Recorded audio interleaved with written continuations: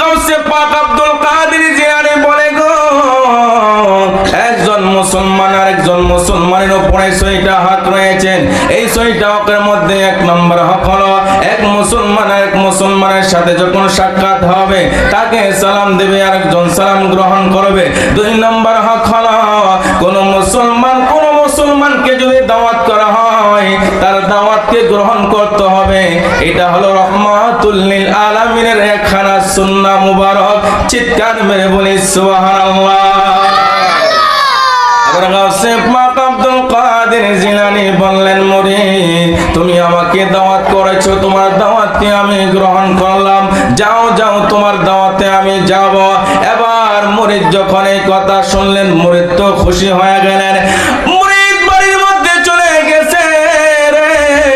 মুরিদ যখন বাড়ির মধ্যে চলে গেছে, দাওয়াতের দিন যখন চলে আসছে, মসজিদের মধ্যে জোহরের নামাজের আজান হয়ে গেছে।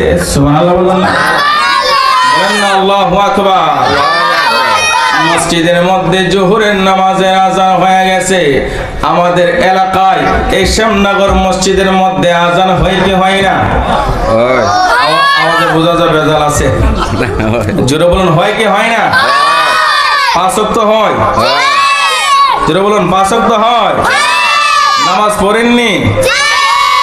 এটার মধ্যে ভেজাল আছে। হুজুর সব মজা লাগে কিন্তু নামাজটা মজা লাগে না। কথা বলুন ঠিক না?